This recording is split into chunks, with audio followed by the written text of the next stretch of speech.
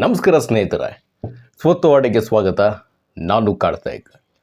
ಸಂಸತ್ತಿನಲ್ಲಿ ಮತ್ತೊಮ್ಮೆ ರಾಹುಲ್ ಗಾಂಧಿ ನಗೆಪಾಟಲಿಗೆ ಗೀಡಾಕಿರೋದನ್ನು ನಾವು ನೋಡುತ್ತೇವೆ. ಇದಕ್ಕೆ ಕಾರಣ ಏನು?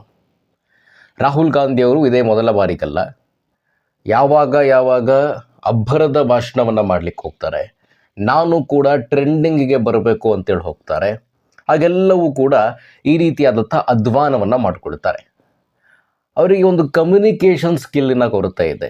ಒಂದು ವಿಷಯವನ್ನು ಯಾವ ರೀತಿಯಾಗಿ ಪ್ರೆಸೆಂಟ್ ಮಾಡಬೇಕು ಅನ್ನುವಂಥದ್ರಲ್ಲಿ ರಾಹುಲ್ ಗಾಂಧಿ ಎಡುತ್ತಾ ಹೋಗ್ತಾರೆ.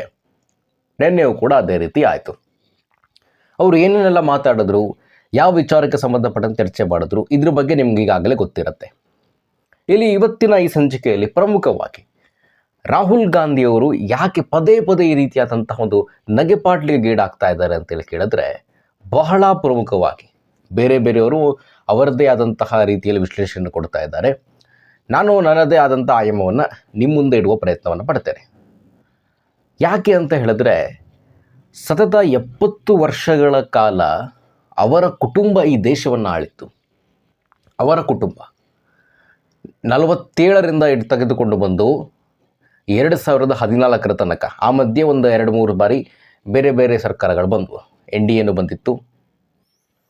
ಈಗ ಎಷ್ಟೇ ತಿಪ್ಪರ್ಲಾಗ ಹಾಕಿದ್ರೂ ಕೂಡ ಈ ದೇಶವನ್ನು ಮತ್ತೊಮ್ಮೆ ತಮ್ಮ ಅಧಿಕಾರದ ಚುಕ್ಕಾಣಿಗೆ ತೆಗೆದುಕೊಳ್ಬೇಕು ಅನ್ನುವ ನಿಟ್ಟಿನಲ್ಲಿ ಅವ್ರಿಗೆ ಆಗ್ತಾ ಇಲ್ಲ. ಎಷ್ಟು ಪ್ರಯತ್ನ ಪಡ್ತಾ ಇದ್ದಾರೆ. 2014ರಲ್ಲಿ ಅವರು ಸೋತರು, 19ರಲ್ಲಿ ಹೀನಾಯವಾಗಿ ಸೋತರು, ಈ 24ರಲ್ಲಿ ಏನು ಮತ್ತೊಮ್ಮೆ ಕಾಂಗ್ರೆಸ್ 100ರ ಗಡಿಯನ್ನು ದಾಟಿತು. ಆಗೆಲ್ಲರೂ ಕೂಡ ಅಂದ್ಕೊಂಡಿದ್ರು 29ಕ್ಕೆ ಇವರು ಅಧಿಕಾರದ ಚುಕ್ಕಾಣಿಗೆ ಬಂದೇ ಬರ್ತಾರೆ ಅಂತ. ಆದರೆ ತದನಂತರ ಆದಂತಹ ಈ ರಾಜ್ಯಗಳ ಚುನಾವಣೆಗಳಲ್ಲಿ ಹೀನಾಯವಾದಂಥ ಸ್ಥಿತಿಗಳಿಗೆ ಬಂದು, ಅಸ್ಸಾಂನಲ್ಲಿ ನೋಡ್ಬೋದು ನೀವು, ಬಿಹಾರ್, ದೆಹಲಿ, ಒಂದೊಂದೇ ರಾಜ್ಯಗಳಲ್ಲಿ ತಮ್ಮ ಅಸ್ತಿತ್ವವನ್ನೇ ಕಳೆದುಕೊಳ್ತಾ ಹೋದರು. ಈ ಎಲ್ಲ ಪ್ರೆಷರ್ ರಾಹುಲ್ ಗಾಂಧಿಯವರ ಮೇಲೆ ಪ್ರತಿನಿತ್ಯ ಹೆಚ್ಚಾಗ್ತಾ ಹೋಗ್ತಾ ಇದೆ. ಆ ಪ್ರೆಷರನ್ನು ಕಡಿಮೆ ಮಾಡೋದು ಯಾವುದು? ಇದೇ ಕೇಂದ್ರ ಸರ್ಕಾರದ ವಿರುದ್ಧ ಯಾವುದರ ಅಸ್ತ್ರ ಸಿಗುತ್ತಾ ಅಂತ. ಆ ಅಸ್ತ್ರವನ್ನು ದೊಡ್ಡ ಪ್ರಮಾಣದಲ್ಲಿ ನಾನು ಬಳಸಿಕೊಳ್ಳಬೇಕು ಅಂತ ಹೇಳಿ ರಾಹುಲ್ ಗಾಂಧಿಯವರು ಹೋಗ್ತಾರೆ. ಆದರೆ ಅದು ಅಷ್ಟರ ದೊಡ್ಡ ಇಂಪ್ಯಾಕ್ಟನ್ನು ಮಾಡಲಿಕ್ಕೆ ಸಾಧ್ಯ ಆಗಲಿಲ್ಲ. ತಮ್ಮ ಇಮ್ಯಾಜಿನ ಮೇಲೆ ಮತ್ತೊಂದು ನೆಗೆಟಿವ್ ಇಂಪ್ಯಾಕ್ಟನ್ನು ಇಟ್ಕೊಳ್ತಾರೆ. ಇದೇ ರಾಹುಲ್ ಗಾಂಧಿಯವರ ಈ ರೀತಿ ಎಡುತ್ತಾ ಇರೋದು. ಕಾಂಗ್ರೆಸ್ಸು ಅಷ್ಟೇ. ಕಾಂಗ್ರೆಸ್ಗೇನು BJPಯ ಬಗ್ಗೆ, ಮೋದಿಯವರ ಬಗ್ಗೆ ಕೆಳಮಟ್ಟಕ್ಕೆ ಹೋಗಿ ಯಾಕೆ ಅವರು ಟೀಕೆ ಮಾಡ್ತಾ ಇದ್ದಾರೆ ಅಂತ ಹೇಳಿದ್ರೆ, ಅವರ ಕೈಯಲ್ಲಿ ಚುನಾವಣೆಯನ್ನು ಗೆಲ್ಲಲಿಕ್ಕೆ ಆಗ್ತಾ ಇಲ್ಲ. ರಾಜಕಾರಣವನ್ನು ಯಾವ ರೀತಿಯಾಗಿ ಮಾಡಬೇಕು, ಜನರ ಮನಸ್ಸನ್ನು ಯಾವ ರೀತಿ ಗೆಲ್ಲಬೇಕು ಅನ್ನೋದವ್ರಿಗೆ ಗೊತ್ತಾಗ್ತಾ ಇಲ್ಲ. ಇದು ಯಾವಾಗ ಪ್ರತಿನಿತ್ಯ ಪ್ರೆಷರ್ ಜಾಸ್ತಿ ಆಗ್ತಾ ಹೋಗುತ್ತೋ, BJPಯನ್ನು ಸೋಲಿಸಬೇಕು, ನರೇಂದ್ರ ಮೋದಿನ ಟಾರ್ಗೆಟ್ ಮಾಡಬೇಕು, ಆಗ ಬಾಯಿಗಳಲ್ಲಿ ನ್ಯಾಲ್ಗೆ ತಪ್ಪಿ ಬೇರೆ ರೀತಿಯಾದಂತಹ ಹಾಸ್ಯಾಸ್ಪದಕ್ಕೆ ಗೀಡಾಗುವಂಥ ಮಾತುಗಳನ್ನು ಆಡ್ತಾರೆ. ನೋಡಿ, ಇಲ್ಲಿ ರಾಹುಲ್ ಗಾಂಧಿ ಅವರು ಯಾರು ನೀಟ್ ಪ್ರತಿಭಟನೆಯನ್ನು ಮಾಡಿದ್ರು, ಜಂತರ್ ಮಂತರ್ನಲ್ಲಿದ್ದರು, ಅವರು ಸ್ಟೂಡೆಂಟ್ಸ್ಗಳು. ಯಾರು ಇದೆಲ್ಲ ಗೊತ್ತಿದ್ರು ಕೂಡ ಸುಮ್ಮನೆ ಕುಂತಿದ್ರು, ಅವರು ಇಡಿಯಟ್ಸ್ಗಳು.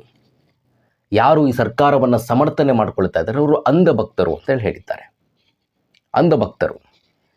ಯಾರು ನೀಟ್ನ ವಿಚಾರವಾಗಿ ಗೊತ್ತಿದ್ರೂ ಕೂಡ ಸುಮ್ಮನೆ ಕೂತಿದ್ದಾರೆ, ಅವರು ಇಡಿಯಟ್ಸ್ಗಳು.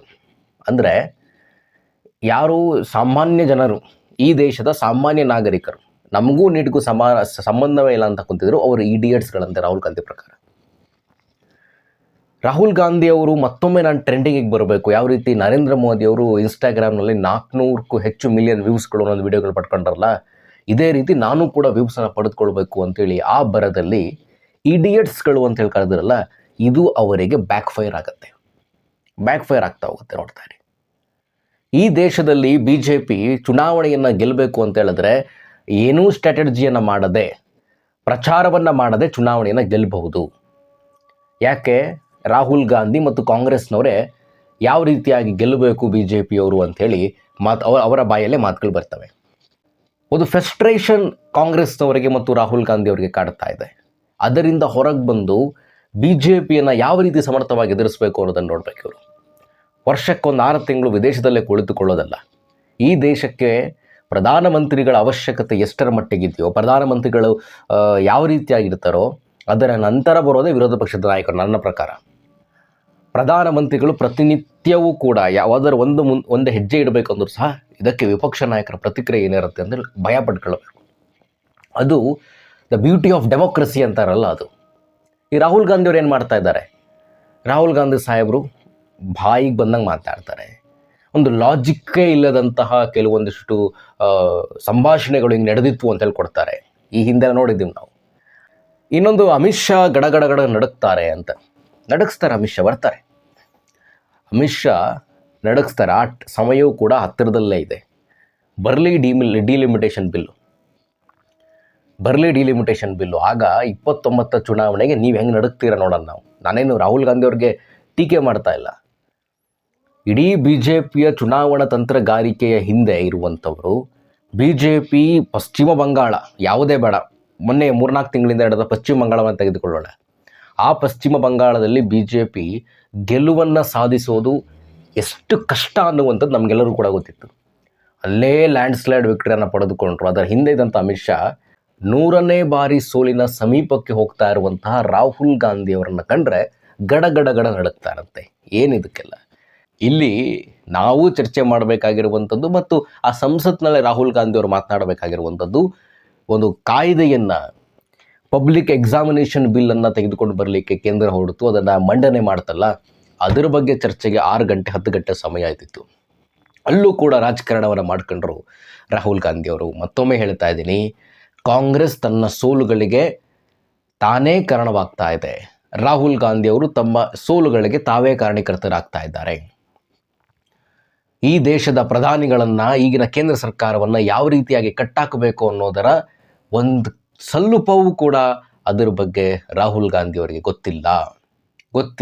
ಇಲ್ಲಿ ಹೆಂಗೆ BJP ಫೇಲ್ ಆಗ್ತಾಯಿದೆ ರಾಜ್ಯದಲ್ಲಿ, ಅದಕ್ಕಿಂತ ಒಂದು ಹೆಜ್ಜೆ ಮುಂದೆ ರಾಹುಲ್ ಗಾಂಧಿ ಅವರು ಇಡ್ತಾ ಇದ್ದಾರೆ. ಕೇಂದ್ರವನ್ನು ಹೆಂಗೆ ಪ್ರಶ್ನೆ ಮಾಡಬೇಕು, ಹೆಂಗೆ ಕಟ್ಟಾಕಬೇಕು ಅಂತ. ಇಲ್ಲಿ ಇನ್ನೂ ಒಂದು ವಿಚಾರ ಇದೆ. ಅಲ್ಲಿ ಯಾರು ಪ್ರತಿಭಟನೆ ಮಾಡಿದ್ರು ಅವರೆಲ್ಲ ವಿದ್ಯಾರ್ಥಿಗಳು ಅಂತ. ದೆಹಲಿ ಪೊಲೀಸರ ಒಂದು ರೆಕಾರ್ಡೇ ಇದೆ. ಅಲ್ಲಿ ಬಂದಂಥ 2300 ಎಷ್ಟು ಜನರ ಹಿಂದೆ ಕ್ರಿಮಿನಲ್ ಕೇಸಸ್ಗಳಿದೆ. ಯಾರ್ಯಾರ ಟ್ರ್ಯಾಕ್ ರೆಕಾರ್ಡ್ ಏನು ಅನ್ನೋದನ್ನು ಅದು ರಾಹುಲ್ ಗಾಂಧಿ ಅವರಿಗೆ ಗೊತ್ತಿಲ್ವಾ? ಇಲ್ಲಿ ಇರುವ ವಿಚಾರವಿಷ್ಟೇ, ಕಾಂಗ್ರೆಸ್ ಮತ್ತು ರಾಹುಲ್ ಗಾಂಧಿ ಅವರ ಈಗಿನ ಸ್ಥಿತಿಗೆ ಅವರೇ ಕಾರಣ. 24ರ ಚುನಾವಣೆಯ ನಂತರ ಅವ್ರಿಗೊಂದು ಲೈಫ್ ಲೈನ್ ಸಿಕ್ತಂಗಾಯಿತು. ಅದನ್ನು ಸಮರ್ಥವಾಗಿ ಬಳಸಿಕೊಂಡಿದ್ರೆ ಈಗ 29ಕ್ಕಾದರೂ ಅಧಿಕಾರದ ಚುಕ್ಕಾಣಿಗೆ ಕಾಂಗ್ರೆಸ್ ಹಿಡಿಯುತ್ತೆ ಅಂತೇಳಿ ಹೇಳ್ಬೋದಾಗಿತ್ತು. ಒಂದು ಕಡೆ ಕೇಂದ್ರ ಎಲ್ಲೂ ಕೂಡ ಬಿಟ್ಕೊಡ್ತಾ ಇಲ್ಲ. ಈಗ ಡಿಲಿಮಿಟೇಷನ್ ತರಲಿಕ್ಕೆ ಹೊರಟಿದ್ದಾರೆ. ಅದನ್ನು ತಂದಾಗ ಆಗ ಸಂಪೂರ್ಣ ರಾಷ್ಟ್ರ ರಾಜಕಾರಣದ ಲೋಕಸಭಾ ಚುನಾವಣೆಯ ಒಂದು ಲೆಕ್ಕಾಚಾರವೇ ಬದಲಾಗುತ್ತೆ. ಸಂಖ್ಯೆಗಳು ಎಷ್ಟಾಗ್ತವೆ ಅನ್ನೋದು ನೋಡಬೇಕಾಗುತ್ತೆ. ಡಿಲಿಮಿಟೇಷನ್ ಬಿಲ್ ಮಂಡನೆ ಮಾಡಿ 1 ನೇಷನ್ 1 ಎಲೆಕ್ಷನ್ ತಂದರೆ ಚುನಾವಣಾ ವ್ಯವಸ್ಥೆ ಬದಲಾಗೋಗುತ್ತೆ. ಇದನ್ನೆಲ್ಲ ನೋಡಿಕೊಂಡು ರಾಹುಲ್ ಗಾಂಧಿ ಅವರು ಸುಮ್ಮನೆ ಕೂತಿರ್ತಾರೆ. ನೀಟ್ನ ಪ್ರತಿಭಟನೆ ಶುರುವಾಗಿದ್ದು ಯಾವಾಗ? ಪ್ರಶ್ನೆ ಪತ್ರಿಕೆ ಸೋರಿಕೆ ಆಗಿದ್ದು ಯಾವಾಗ? ಜಂತರ್ ಮಂತರ್ನಲ್ಲಿ ಒಂದು 20-25 ದಿನದ ಪ್ರತಿಭಟನೆ ಆದರೂ ಕೂಡ ರಾಹುಲ್ ಗಾಂಧಿ ಅದರ ಬಗ್ಗೆ ಮಾತನಾಡಿರಲಿಲ್ಲ. ಯಾವಾಗ ಇದು ದೊಡ್ಡ ಸ್ವರೂಪವನ್ನು ಪಡೆದುಕೊಳ್ತೋ ಆಗ ರಾಹುಲ್ ಗಾಂಧಿ ಅವರು ನರೇಂದ್ರ ಮೋದಿ ಮನೆ ಮುಂದೆ ಬಂದು ಕೂರ್ತಾರೆ. ಅಲ್ಲಿ ಕೂತ್ಕೊಡ್ತಾರೆ, ಬಂದು ಹೈಲೈಟ್ ಆಗಲಿಕ್ಕೆ. ಒಟ್ಟಾರೆಯಾಗಿ ಕಾಂಗ್ರೆಸ್ ತನ್ನ ಗುಂಡಿಯನ್ನು, ರಾಹುಲ್ ಗಾಂಧಿ ಅವರು ತಮ್ಮ ಗುಂಡಿಯನ್ನು, ಚುನಾವಣಾ ಸೋಲಿನ ಗುಂಡಿಯನ್ನು ತಾವೇ ತೋಡ್ಕೊಳ್ತಾ ಇದ್ದಾರೆ ಅಂತ ಹೇಳ್ತಾ ಇವತ್ತಿನ ಸಂಚಿಕೆಯಲ್ಲಿ ನಾನು ಮುಗಿಸ್ತಾ ಇದ್ದೀನಿ. ನಿತ್ಯದ ರಾಷ್ಟ್ರ ರಾಜಕೀಯ ಬೆಳವಣಿಗೆಯನ್ನು ನಿಮ್ಮ ಮುಂದೆ ಪ್ರಸ್ತುತಪಡಿಸ್ತಾ ಇದ್ದೀವಿ. ನಮಸ್ಕಾರ.